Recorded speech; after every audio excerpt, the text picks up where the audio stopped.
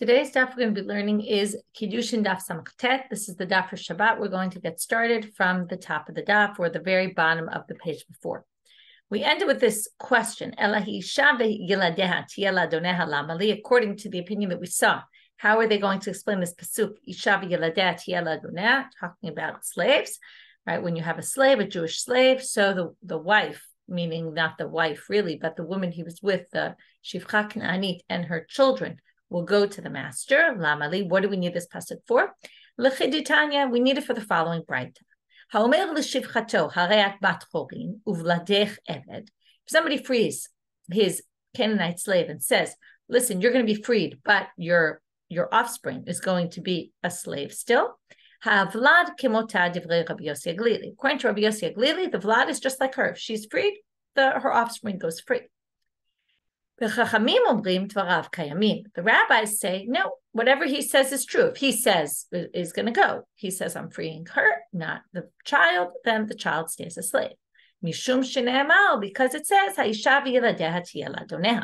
which the Gemara says, my Talmud, how on earth do you get from that pasuk that the children remain slaves?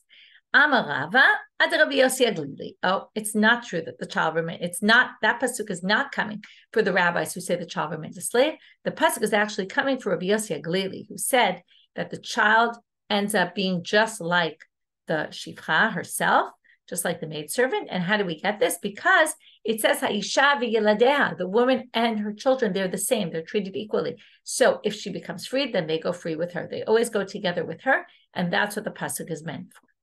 Now we move to the next mission. Rabbi Tarfon Omer, Yecholim mamzerim lehitayel. We can create a situation where we can make mamzerim pure, meaning we can fix them. What's the problem with mamzerim? They can't marry within the community. We have a solution. What's the solution? Ketzad mamzer shenasa, right? This is like the best kept secret, Rabbi Tarfon. So mamzer shenasa shivcha havlad eved. Shichrero nimtza haben ben chorin. If a mamzer marries a shivcha Caananaite, their child will be a slave. That's based on what we just said. This child goes with the mother. So whatever she is, the child will be a slave, meaning not a mamzer.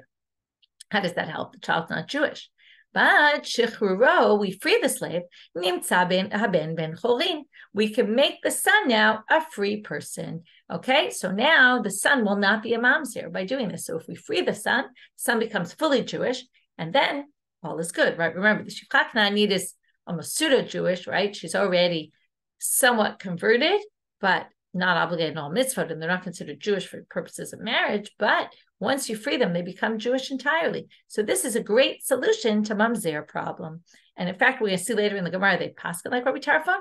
They're even going to say, can we do this l'chatchila? Can we actually suggest that people do this to resolve the situation? And in fact, in the Shulchan Aruch, it is paskin that yes, we hold this way that l'chatchila, we can suggest, we can try to do this solution. The problem is that we don't have shivcha Caananaite nowadays. We don't have such a thing. The institution was abolished a long time ago. So there's a whole big question asked about, is there a way to actually use this as a way to resolve the situation? Obviously, it's a lot more complicated because we don't really have such a thing as slavery anymore. This is a good argument for why slavery would be a good thing, right? Most people argue against slavery. Anyway, let's keep reading on though. Rabbi Eliezer disagrees with Rabbi Tarfon and says, Hareze eved mamzer. What do you mean? If this Jew, who's a mamzer, has relations with the shivcha Caananaite, just like any Jew who has relations with, if it's a mamzer, has relations with a regular Jewish woman, the kid's going to be a mamzer. Likewise here, the kid's going to be a mamzer. Okay, so he disagrees with this approach of Rabbi Tarfon that in the shivcha, it all goes after the mother, and therefore the child's not even a mamzer at all. So we're going to have to see their machloket, and as I said, we're going to first start with this basic question: Rabbi Tarfon lechatchila kamar or diavad kamar? Did he say ideally we should go out and we can fix the mamzer problem by doing this, or was he saying if someone were to have done this, then okay, well we've gotten rid of the mamzer, but not that he's recommending the Jewish men who are mamzerim go out and have relations with these Canaanite slaves. No, he wouldn't necessarily be recommending that. So that's the question. Which one? Tashma. Let's see from here. There's a source that says, Amrula Rabbi Tarfon, tiharta et hazcharim velo tiharta et hanekevot. your solution is really good for a male mamzer, but it doesn't help us with female mamzer. Now, at this point, the Gemara is going to think that the reason why this is, and we'll look at Rashi. Rashi will help us. He says, why? Because how on earth are you going to make this happen? A Jew can't just go and have relations with a shivcha Caananaite. So what's he going to have to do? He'll go to some place where nobody knows him. Yomar Eved Ani, he'll claim he's a Jewish slave. Nosei shivcha ve'emoche biyado, and then he'll marry the shivcha, and nobody will stop him. Okay, but the assumption is that he has to go to some other place, hide his identity, pretend to be a slave, and that way he'll end up being able to mate with this woman. Otherwise, it'll never really happen. So this would be a solution for males. But what's the problem? To do this to females? Why? Because it's not an easy thing for a woman to liglot mimikoma, to go leave her hometown, right? Go to some place where nobody knows her. How is she going to get herself mated with a Canaanite slave? This isn't really going to work, and people will stop her. Okay, so again, the Gemara thinks right now that the problem with the solution is it's just not able to be acted upon. It's not able to play itself out for women so much because it requires a lot of resourcefulness and putting yourself in an uncomfortable situation, which doesn't really exist by women. Now, also, by the way, a man could claim to be a Jewish slave and end up with, although I guess it's hard to really claim you're a Jewish slave. Probably both of them would have to claim they're Gentile slaves, get taken into somebody's house, and then basically end up, mating. The whole thing is a little bit strange. Anyway, we're going to understand this a little bit differently in a minute. So now, what do they try to prove from this? Well, this all requires resourcefulness and tricking people. Now, the only reason you'd have to trick people is in order to make it happen b'diavad, right? Like if the person went ahead and did this, well, then it'll be okay. But well, then a female could do this as well. In other words, if this is what the community says, this is our solution, then they can go out and do it in public in front of everybody and say, listen, okay, we're going to sell you off we're going to put you in this house, mate you with this slave and be done with it. And then it could work for women, it could work for men. So therefore, it would seem that it must be an issue of b'diavad only. And that's why we get to this situation where it won't work for women. But the Gemara says, no, because Eved and lo chayis. No, it's a different reason. The reason here is very simple. In Eved has no yichus to his father. And when you have a female slave, so we have no idea who she really slept with. And therefore it always goes by the mother. And that's why this solution works. And that's why it works only for the men. It won't work for the women, because if you have a woman who's a mamzeret and mates with a slave, well, the child is going to go by the mother, and the mother's a mamzeret, so that's not going to work. So that's why tiartet has charim and not the nekivot. Has nothing to do with, it's not the way of a woman to go and surreptitiously, find her way to end up mating with a slave. No, it's just that it won't help the situation because she's a mamzeret and therefore a child will be a mamzeret. The only reason it works with the males is because a slave, we're always going to put the children after her, not connected to the husband. We're not going to connect to the husband at all. And that's how we can avoid the mamzer situation. So it doesn't prove that it's only b'diavad. It doesn't prove it's l'chatchila, but it doesn't prove it's only b'diavad. Tashma, let's try from this source. His landlord, Rabbi Simlai's landlord, was a mamzer. And when Rabbi Simlai met him, he said to him, too bad you already had children. If I had met you before this, I would have figured out a solution to fix the problem of your son who's a mamzer. Now, if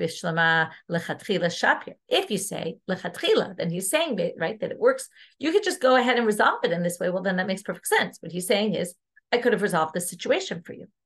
But if the guy went and did it anyway, then what's he saying? I could have resolved the situation for you. The situation could only be resolved if the guy just did it on his own, not if he told him, go do this, because you can't tell them at the get-go, go do this. So they say, no, actually, you could still say it's b'diavad, but what would he have done if if we assume once it's done, it's okay. Well, then demansiv le'etza, he could have given some advice. And what could he say to him? Well, Amarle zil dinov ve'izmi be'eved ivri. Okay, he could have said to him, go steal.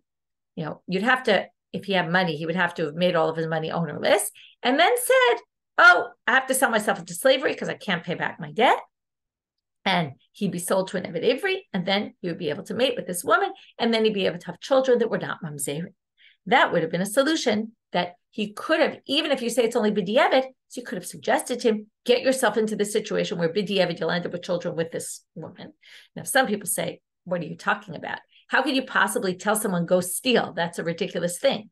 So they try to come up with solutions. Well, maybe you could steal from someone who would agree to it and would basically say, I don't really care if you steal from me, or something. It would be a little challenging, but it's a good question how you could really do that. In any case, the Gemara is going to reject it for other reasons. To which they say, how could you possibly say that he could have suggested this to him, to create the situation that it would have happened in a b'di'evet manner? Because there was no Eved Ivri anymore. They stopped with the whole Eved Ivri. So since there was no Eved Ivri anymore, this couldn't have possibly been a solution. How do we know? Because it was said, Ein Eved Ivri noheg ela b'zman sheyovel noheg. Only when there's Jubilee year, there could be slaves. There's no Jubilee year, there's no slaves. So Eved Ivri is gone already. There's no Jubilee anymore because the majority of the Jews were no longer in Israel, and therefore that wasn't a possibility. And therefore they say, Ela lav shma mina. So the only way to understand that he was saying, I could have suggested to you, must mean lechatchila kamar, that Rabbi Tarfon really meant you could do this ab initio. Shma mina. And as I said before, Amar Rabbi Yehuda Amar Shmuel halacha ki Rabbi Tarfon. We actually hold this way. Rabbi Eliezer omer harei ze evet mamzer. So Rabbi Eliezer says, no. Mamzer who mates with a shivcha, the child is a mamzer. The mamzer status stays. So now Amar Rabbi Eliezer, my time at Rabbi Eliezer. Rabbi Eliezer the Amorah comes and says, what's the reason for Rabbi Eliezer here? Why does he think this? To Amar Kra lo. Okay, what's the pasuk lo? It's the mamzer pasuk. Lo yavo mamzer b'kal Hashem. You can't marry within the community. Gam dor asiri lo yavo lo b'kal Hashem. Also, the 10th generation, he can't come. Now, it should have just been Gam Dor Asiri Lo Yavo B'Kal Hashem, right? Even the 10th generation can't come into the community. But it says can't come for him, meaning your status remains forever. Meaning, halacha char psulo, meaning even if your father is a mamzer and the mother is a shivcha, which normally we say the children follow the shivcha, in this case, the child's going to be a mamzer and take the status of the father. The Rabbanan, what do they do with the word lo? Well, they say, remember, Rabbi Eliezer holds this lo, at least according to Rabbi Eliezer's explanation of Rabbi Eliezer, this lo is coming to say case of mamzer with shivcha, Caananaite, with a Caananaite maidservant. Rabbanan say, what are you talking about? That pasuk is ha'u b'Yisrael shenasa mamzeret. It's a case of a Yisrael that married a female mamzeret. Now, if they're all Jews, normally what do we say? You would have thought usually people follow their father's tribe. So, and therefore you would have thought maybe if the mother's a mamzeret, maybe the child doesn't follow the mother and the child will not be a mamzer. Ata lo afkin. The word lo comes to say, no. Either parent is a mamzer, the child's going to be a mamzer. We don't say we follow the father and the father's a Jew who's not a mamzer, the child's not a mamzer. No. Mamzer follows either side. And then it's not coming to teach you about the Yevet and the Shivcha, the Jew, the mamzer and the Shivcha, because the Shivcha is something totally different entity. That has unique laws where the Shivcha always goes, we can't connect it to the father because we don't know who else the Shivchas have relations with. For Rabbi Eliezer, what's he going to say? So he just says very simply like this.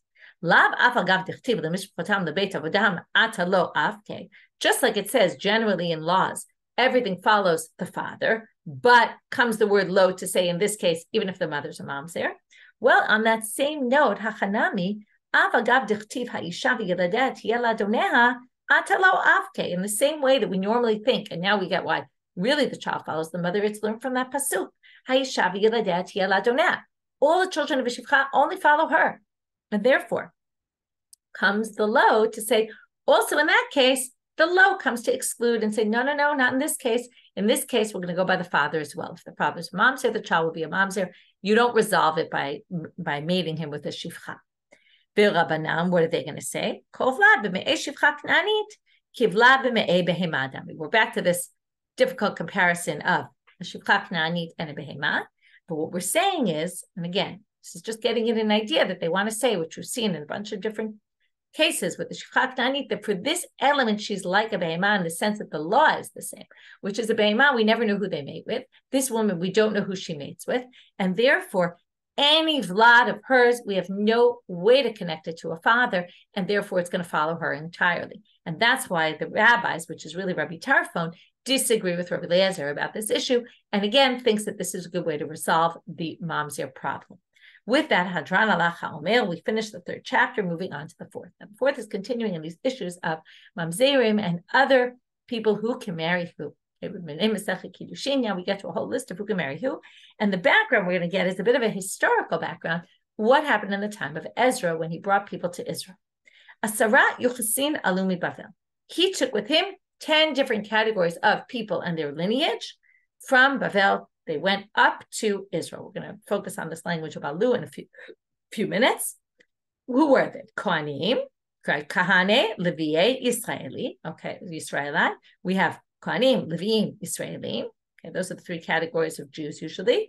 But now we're going to say Halale. We also had Halalim, which are Kohanim who were disqualified. Gerei, converts.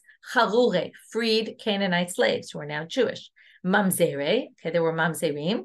Nitine, these are the people in the time of Yoshua who tricked the Jews into believing that they came from a faraway nation and they weren't part of the 7 nations that we weren't allowed to make a pact with.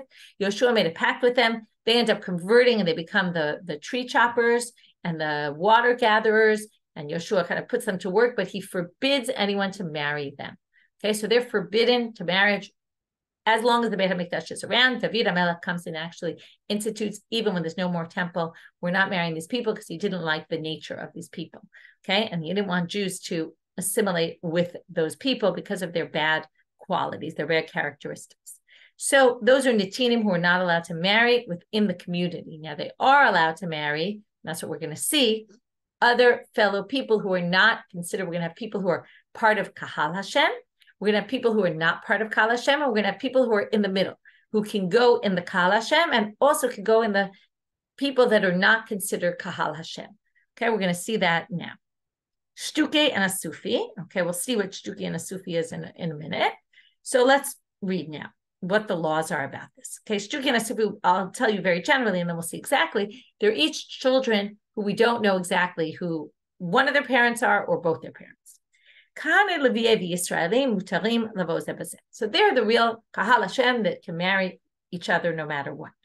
And now we have the middle circle, which overlaps both. Levim and Yisraelim and Chalalim, Kohanim who were disqualified, converts, and freed slaves are all allowed to marry within each other. Who can't marry who? Well, Kohanim are not allowed to marry the Gerim, the converts, Harurim, freed slaves.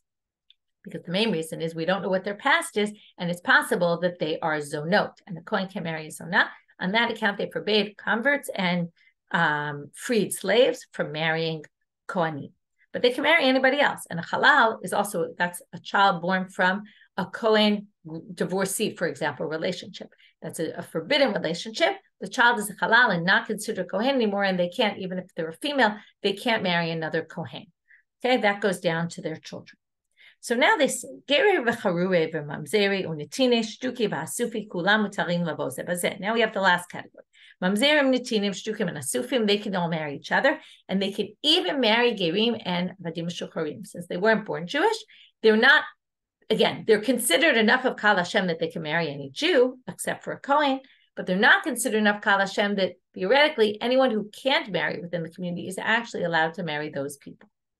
Okay, again, a bit of a question why that is. It seems a little unfair to penalize Gerim and say, oh, you're also not really part of Kahal Hashem, but they are part of Kahal Hashem. Okay, it's important to understand. Maybe they were just looking also for more opportunities for Mamzerim to marry, to have more of a pool of people to marry. And since these people weren't born Jewish, so it allows them a little more flexibility to say, well, you are Kahal Hashem, but you're also these people who can't come to Kahal Hashem. Well, since you weren't born Jewish, maybe we can actually let them marry you. Again, Hard to know exactly the reasoning, how this worked out, but that's the law. So now they say, Elohen shtuki. What is a shtuki? The Mishnah tells us, Koshu makir et imo ve'eno makir et aviv.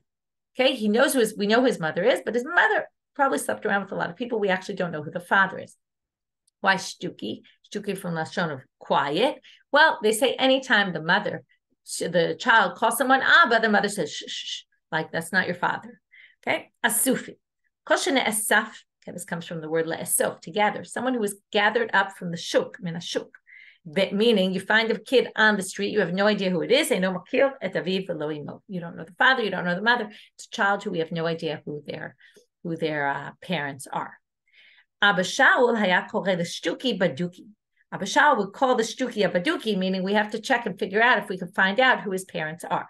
And until then, we don't really know who he is. Asara yuchsin alumi bavel. So now we get back to, so this is a story basically of Ezra. He went on Aliyah and he took with him a whole slew of people, including people who can marry within the community, people who can't marry within the community. He took 10 categories of people. Now, we're going to learn all about this, but through this, we really learned about who can marry who. So now the Gemara focuses on the wording of the Mishnah. Asara yochsin alumi bavel, my area detanu alumi bavel. Why does it say they went up from Babylonia? It should have said they went into Eretz Israel, right? So, Milda Agav Orche Kamashma, I wanted to teach us something else, by the way. Kiddushin, it says in a Braita, come to Alita Lamakom Asher Yivchar Hashem Lokecha. You should get up and go to the place that God shows. Melamed Shebeit HaMikdash Gavoa Mikol Eretz Israel ve'Eretz Israel Gavoa Mikol Haratzot. From the fact that they said we go up, it teaches you another thing that they learned in this Braita, that it's always considered, this is what we call it, Aliyah, right? Going to Israel is Aliyah, because you're supposed to climb, right? The Kamta Va'alita. This is in the Zakei Mamre section. You should go to the place that God chose. Okay, so now, so what do we learn from here? The Beit HaMikdash is higher than any place in Israel, and Eretz Israel is higher than all the other lands. So now they say, wait a minute. I get where you get that from. That is the Beit HaMikdash is higher than anywhere else. Hainu Dichtiv, turning now to Amud Bet. In other words, the whole place they're discussing here is going to the temple. But they're talking about going to the temple, that pasuk is from within Israel. But Eretz Israel Gavon Mikol Haratzot Minal. And where do we get this? The Eretz Israel is higher than all the other lands. Dichtiv Lachen Hine Yamim Ba'im Nu Hashem Lo Yamel Od Chai Hashem Asher Ha'elat Bnei Israel Me'eretz Mitzrayim. Ki im Chai Hashem Asher Ha'ela V'Asher Hivi Et Bnei Israel Me'eretz Tzafon U'Mikol Haratzot Asher Hidachtim Sham. Okay, this is a pasuk from Yirmiyahu, basically saying God is going to bring you up from all the other nations.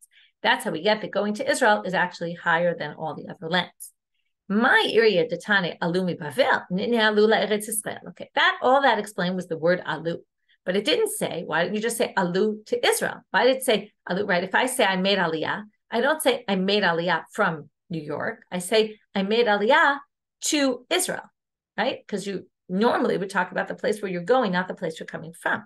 So it's not clear why it says he took them from Babylonia. So, this supports the statement of Rabbi Eliezer.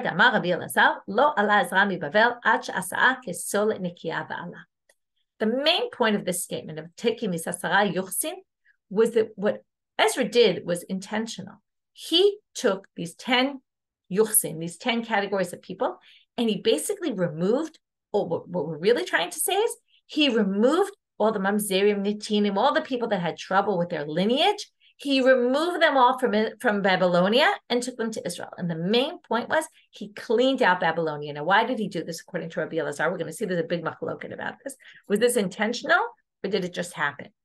So according to Rabbi Eliezer, it was intentional, and he did it in order to make it solet nikia. What does that mean? He wanted it to be like fine flour, sifted through.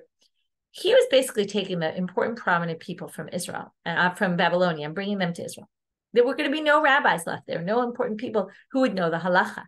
And he was worried that it would mess up all the lineage of the Jewish people, because people would marry all the people they weren't allowed to marry. They wouldn't be able to keep track of it. So he wanted Bavel to be clean when he left, so there wouldn't be problems of lineage.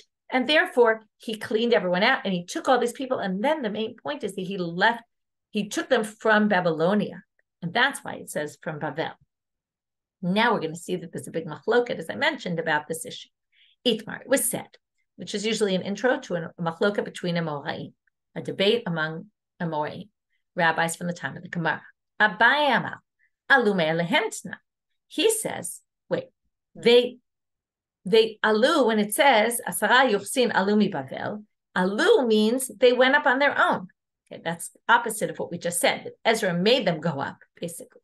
Rava Amar He'elumtna. Rava says, no. He made them go on Aliyah against their will, even possibly. And they argue specifically about what Rabbi Eliezer said. So Abaye,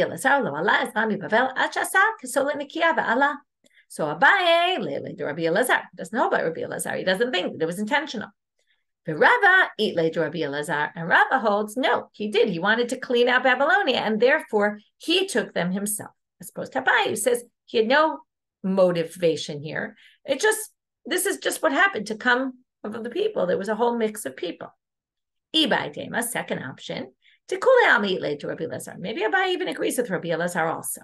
Well, then what's the root of the machloket? Well, Mar savar aflushe afleshinu minafshayu sliki. So Abaye, who thinks that we thought he didn't hold like Rabbi Eliezer because he said they came on their own. Well, instead of saying what we assumed Rabbi Eliezer said, now he's explaining Rabbi Eliezer differently. What happened was, Ezra in Babylonia, before he left, he made order. He said, before I leave, I have to organize things. And he separated these people from the rest of the community. He said, these are the mamzerim, these are the netinim, these are the asufim, these are the shtukim. These people can't marry anyone else. They can only marry each other. These are converts and freed slaves, so they can marry in both communities. These are halalim, so they can't marry kohanim. And he basically separated everybody out. Well, the people who now can't marry within the community were very upset because they were highlighted here and stood out like a sore thumb, and no one was going to marry them. They were very upset about it. And they said, you know what? We're going to go to Israel and we're going to try to mix back into the community and nobody will know who we are.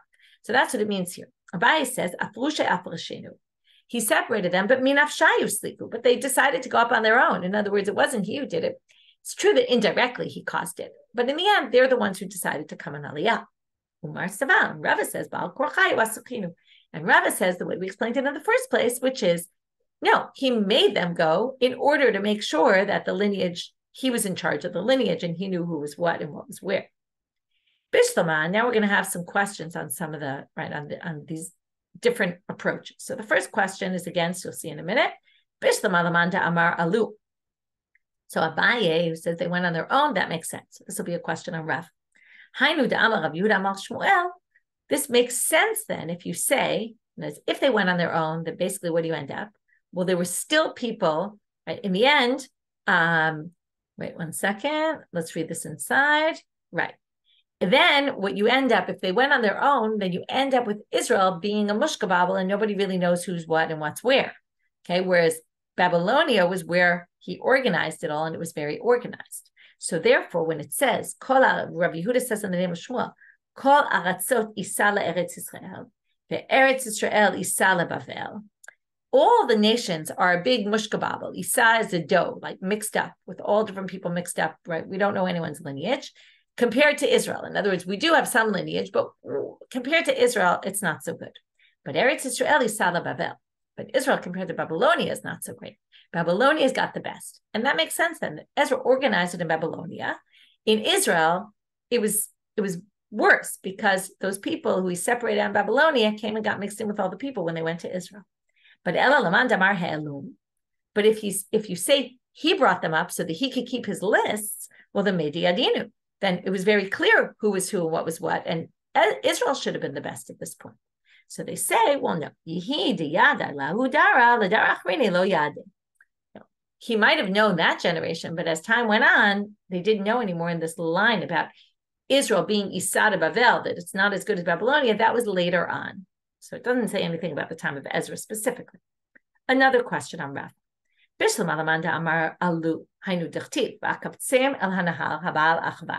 now in a pasuk in Ezra.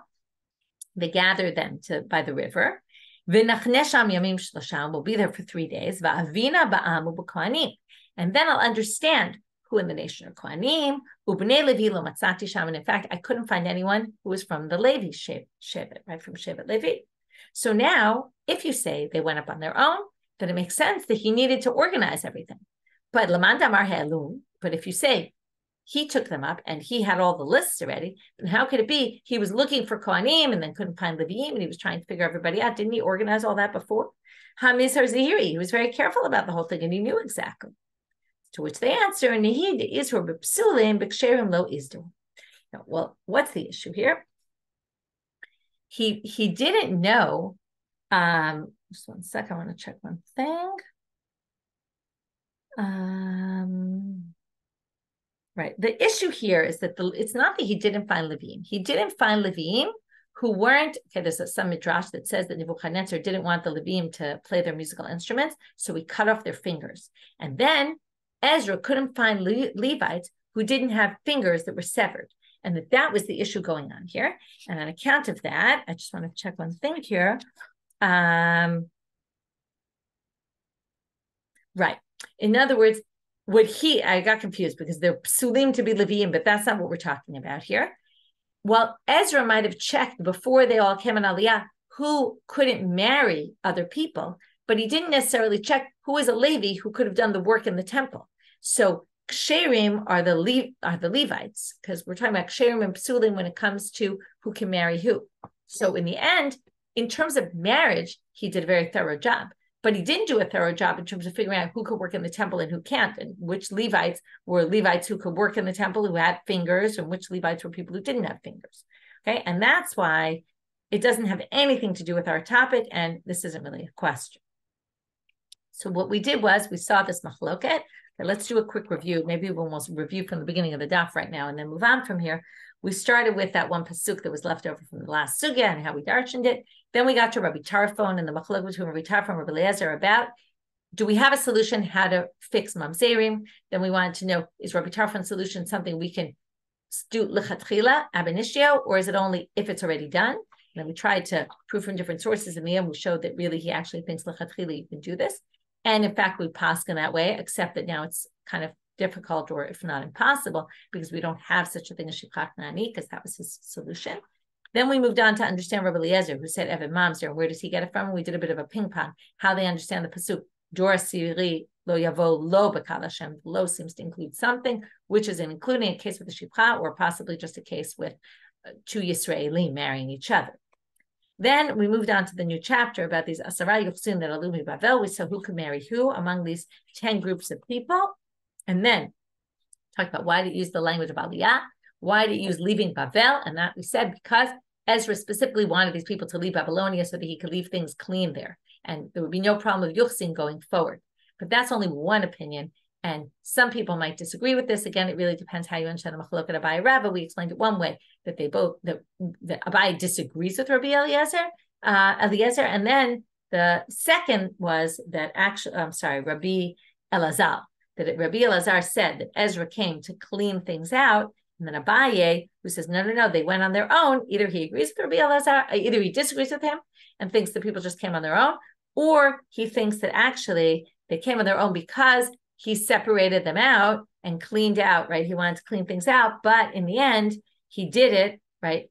He separated them out in Babylonia, but they decided to come on Aliyah because they were angry, and it was a response to that. And then they wanted to get mixed up with the people again when they got to Israel, so that they wouldn't stand out in a crowd and people wouldn't marry them, nor to encourage people to marry them. So anyway, we ended up with this big machloket, and then we brought two sources to try to contradict Rava's opinion that how could it be that he brought them up based on these sources, but we explained each source. Now we're going to have a few more sections, or maybe mainly two more sections. Kaanei Leviye v'Yisraelei. Minal and Desliku. How do we know that they came on Aliyah also, that there were Kohanim, Leviim, and Israelites? Israelites, obviously, but Kohanim and Leviim. Well, it says it. Dichtiv. It says in the Psukim in Ezra again. Vayishvu Kohanim v'Leviim min ha'am ha'mashorim ha'shoarim v'anitinim ba'arihem v'chol Yisrael ba'arihem. So you have Kohanim, Leviim, and Kol Yisrael. Chalalei gerei v'charurei. Chalalei minai. How do we know Chalalim came? Titanya. Rabbi Yossi Omer, Gedola Chazaka. Okay, we're going to have to understand this line. Chazaka is so great. Chazaka is status quo, is so strong. Shene'emar, umibnei kohanim b'nei chavaya, another pasuk from Ezra. The sons of the Kohanim, b'nei chavaya, b'nei hakotz, b'nei barzilai, asher lakach barzilai giladi, mibnot barzilai giladi isha, vayikare al shmam. Okay, so they married off. But these were sons of Kohanim. Well, they tried to find their lineage and they couldn't find it. And then there was concern. Maybe there was an improper marriage. Like maybe they married a divorcee at some point. They disqualified them. Here we have a source that they were halalim because they became disqualified from doing work in the temple because there was a concern that maybe they weren't from good lineage. Vayomer hatishchata, which is a reference to Nehemiah, lahem. He says to them, Asher lo yochlu mikodesh kodeshim, you can no longer eat from the kodesh kodeshim ad amod kohen l'urim v'tumim, until the kohen puts up the urim v'tumim and establishes whether or not you're really legitimate kohanim or not. V'amar lahem. But he says to them, and here comes the chazaka part. But you know what? Certain things, status quo stays. What about status quo? Well, you can't eat kodshe kodshe, which are the sacrificial meats that usually go to the kohen. But what would you eat there? You would eat truma. They call it the stuff of the gvul, meaning outside of Israel. So here also you can eat the truma. Okay, it's a reference to truma. This kodshe gvul says, look, you used to eat it there, so I'm not going to disqualify you more than you were there. Status quo remains. Now we have a bit of a side problem. There's people who hold that if you see a kohen eating truma, you can assume he's a good, valid kohen, meaning he's not a halal. And then you can marry his daughter, let's say, to a kohen. But here, we were assuming they were halalim and yet allowing them to eat truma. Well, if ma'alim truma liyuchsin, then they might think that their kids, right, their daughter might be able to marry a kohen. And we just said they can't. So why aren't we worried about that? They say, no, here it's different because their chazaka is already different because we already know that they can only eat truma and they can't eat kachim, so everybody knows that they're not in the same category. No one's going to actually think that you can marry their daughters to kohanim. But then, why does it say gdolah chazaka? It's so strong status quo. This is just regular status quo. So the answer, well, it's not exactly status quo here. We're upping it a level because they were only eating rabbinic truma because, first of all, there's no temple and they were outside of Israel. Here, they're eating truma that's Torah level because they're now in Israel. The truma there is on a Torah level. So now you see, or because it's Beit HaMikdash, it puts on a Torah level. So now you see that must be what the issue is. Okay, and that's why it's Gdolah Chazaka. But now we have a whole different explanation.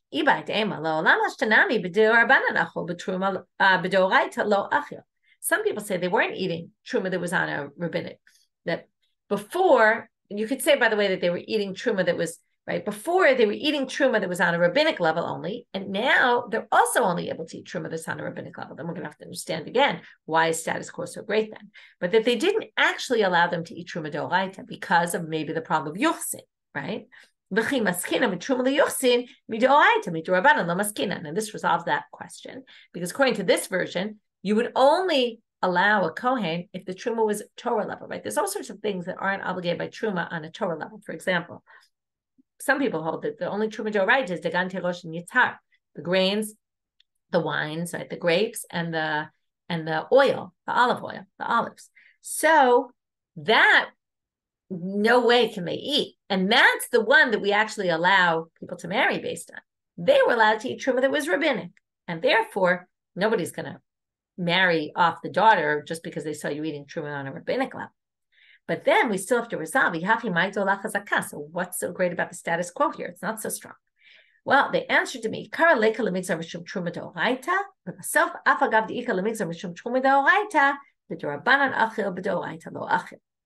well, originally you might have said we allowed them when they were outside of Israel to eat truma d'Rabbanan because there was no truma d'oraita. So they didn't have to worry that maybe if we allow them to eat truma d'Rabbanan, they'll end up eating truma d'oraita.